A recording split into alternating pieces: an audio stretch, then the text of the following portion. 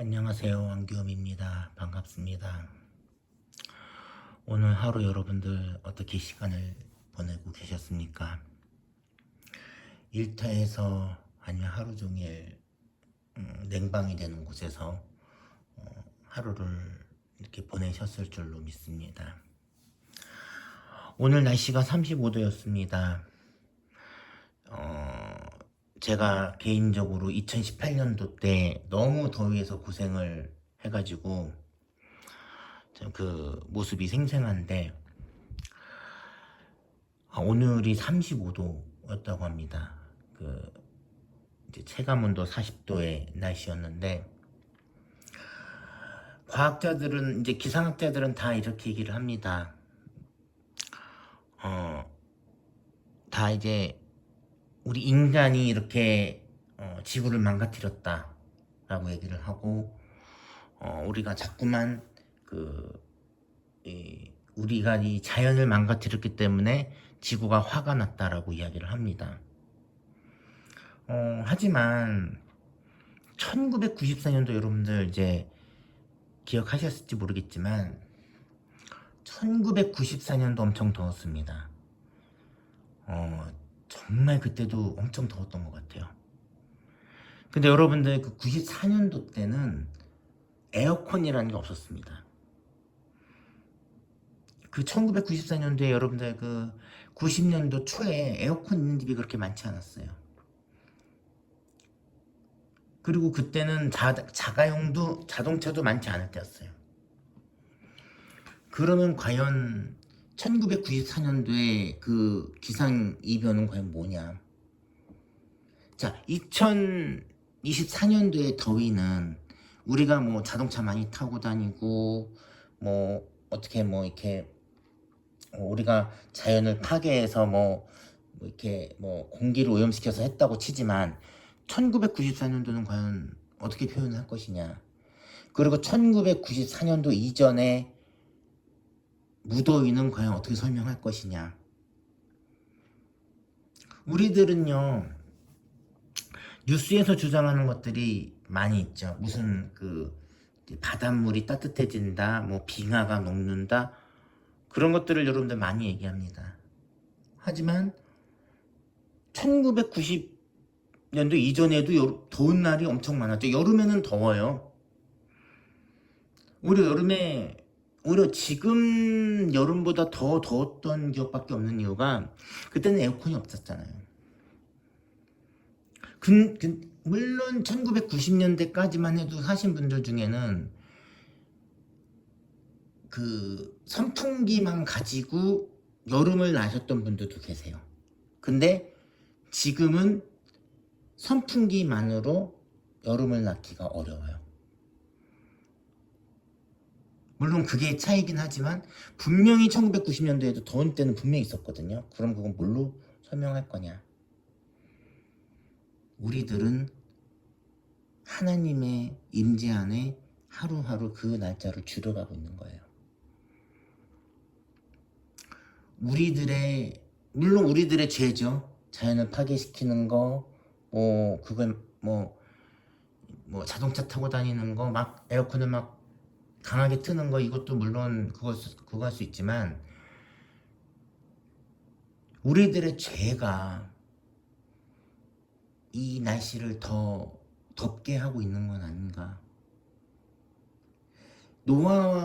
노아의 심판 때 말씀을 여러분들, 그때가, 저는 그 노아의 심판 때 얘기를 목사님한테 항상 들었거든요. 목사님한테 그 노아의 방주가 어떻다. 그리고 노아가 120년 동안 계속 사람들에게 설명을 했대요. 이제 비의 심판이 있을 거니까 다 방주 위로 올라와라. 그때 방주 위로 올라와야 된다. 정말 많이 그 사람들에게 얘기를 했대요.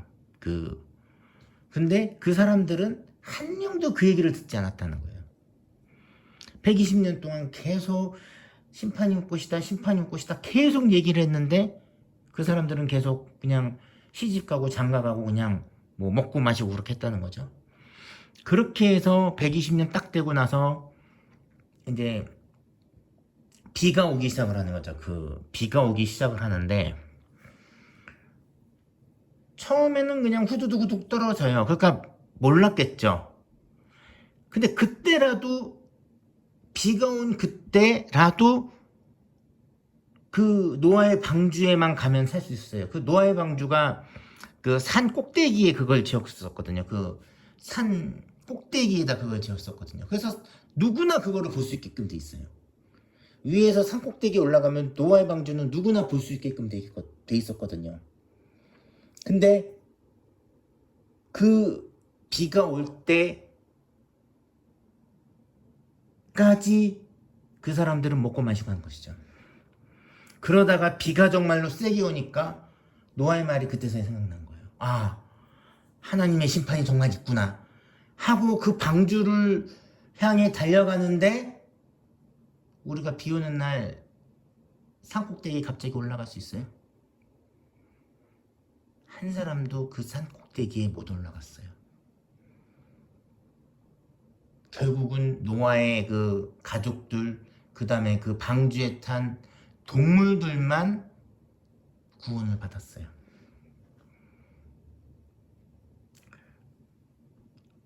자, 지금 저는 지금 이제 그 요한계시록이라는 거를 이제 목사님들에게 말씀을 많이 들었는데, 지금 하나같이 지금 목사님들이 말씀하시는 건 뭐냐?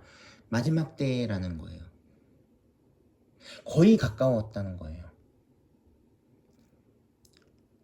오늘도 그 뉴스를 봤는데, 어떤 뉴스였냐면은 그 요즘에 그 여러분 의료 공백 생긴 거 아시죠? 그 의사들 파업하는 거 아시죠? 그 정부랑 의사랑 그 파업하는 거, 그것 때문에 지금 응급 환자들을 받을 수가 없어요. 그 병원에서, 대형 병원에서 받을 수가 없어요. 그러면 그분들은 어떻게 돼요? 돌아가시는 거예요. 그 구급차 안에서. 지금 그런 일들이 비일비재합니다, 여러분. 내일은 아니라고요? 여러분들 언제 어디서 사고 났지 아무도 몰라요. 개개인 간의 그러니까 우리가 하나님의 임재는 뭐다? 곧 이제 지구 멸망과도 똑같은 건데, 개개인의 마지막은 있어요. 내가 죽으면 사실 세상이 멸망한 거라고 봐야 돼요. 내가 세상을 못 보는데, 내 입장으로 봐서는 세상이 멸망한 거잖아요. 내가 죽었는데. 그런 심판들은 지금, 그런 사망은 엄청나게 지금 많이 일어나고 있다고요. 예전보다 더 많이. 갑자기 35도 무더운데 게릴라호 오고 있죠. 갑자기 길에 물에 차가지고 차 못 가고 막 둥둥 떠다니죠. 그 다음에 갑자기 일하는 곳에서 사람이 죽었죠. 그런 경우 엄청 많아요. 우리가 생각하는 것보다 주위에 죽음과 사망은 사실 생각보다 너무 가까이 있어요. 그러면 여러분들이 내일 죽는다고 생각을 해보세요. 여러분들의 가족이 생각나나요? 여러분들이 죽었을 때는? 물론 여러분들이 그 죽었을 때, 죽음을 맞이했을 때 여러분들은 어쩌면 그걸 생각하지 못할 수도 있어요. 변명을 할 수 없다는 거예요.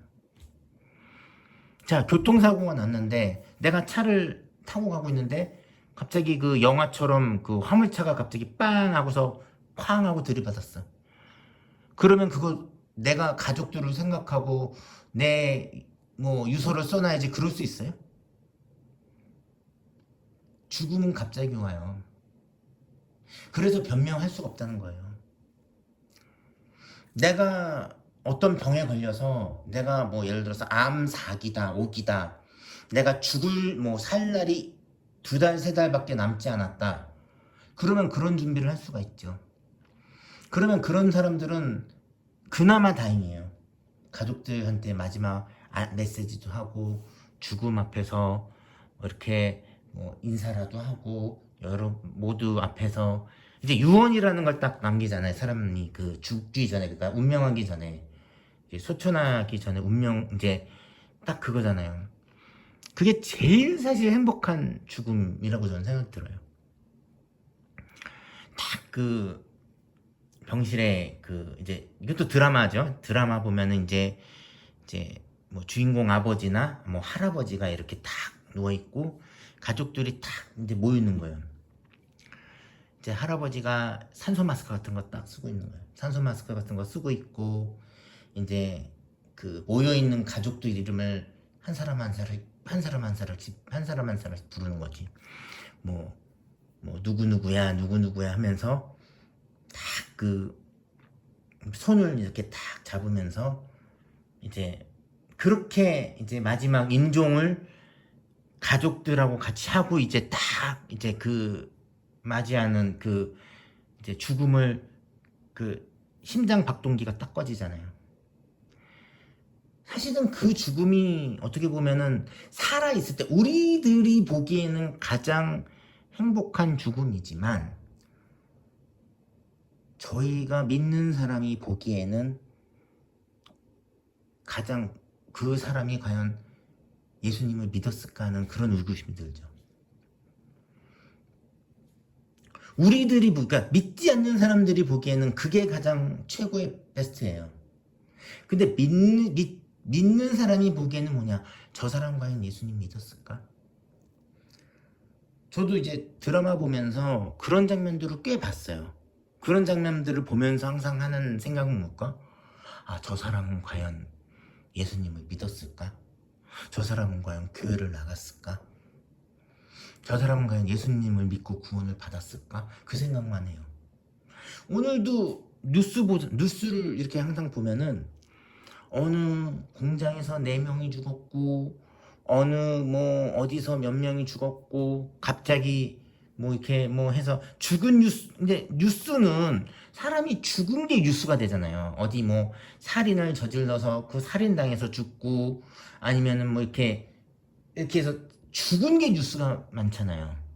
그러면은 내가 정말 궁금한 건 뭐냐면은 정말 그 분이 정말 예수님의 구원을 받고 죽었을까? 저는 그런 생각을 하고 항상 저는 그런 생각이 먼저 들더라고요. 그래서 제가 이 유튜브에다가 조금이나마 이 이제 복음이라고 해야 되나요? 이런 그 유튜브를 하고 있는 거예요. 여러분들이 이제 갑자기 죽는 건 아까 말씀드렸죠. 갑자기 죽는 건요. 가족도 생각 안 나고요. 모두 생각 안 나고요. 뭐 메시지 남길 틈이 없어요. 근데 내가 구원을 받았다면 갑자기 나한테 죽음이 와도 하나님께서 부활의 그 생명을 그 성도에게 주는 거예요. 그게 부활이고 그게 구원이고 믿음이에요. 이게 판타지성으로 되게 들리시는 분들이 많은데 성경은요 전부 다 실제입니다. 뭐 데살로니가라는 곳은 실제로 있는 지명이에요. 다 여러분들 그 뭐 거기 성경에 있는 나무 정말 실제고 실제의 이야기를 써놓은 거예요. 무슨 뭐 판타지가 아니에요. 성경은 판타지로 알고 계신 분들 많은데 성경은 실제 얘기입니다. 실제로 예수님 오셔서 우리들을 위해서 십자가에 못 박혀서 돌아가셨어요. 그러면은 지금 죽음의 위험이 도사리고 있는 우리들은 어떻게 해야 될까요? 보험을 들어놓을까요? 아니면 누구 말대로 뭐 페달 브레이크 뭐 페달 블랙박스 뭐 이런 거 달아야 될까요? 어떻게 해야 될까요? 저는 너무나 간단한 문제라고 생각을 해요. 저도 누군가에게 전도를 받았고 그 예수님이 우리의 생명을 구원해 주시고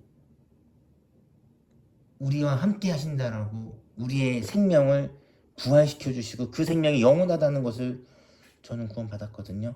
이제 여러분 차례예요. 정말 부족하나마 제가 이거 방송하는 이유예요.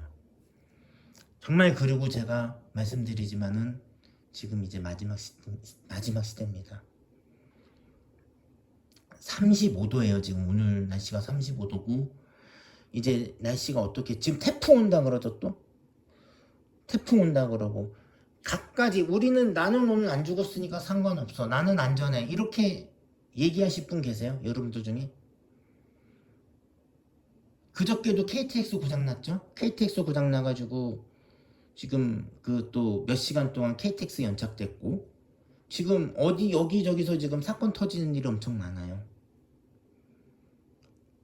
지금 마지막 때라고 지금 이야기할 수 있는 그런 그 일들이 지금 곳곳에서 벌어지고 있어요.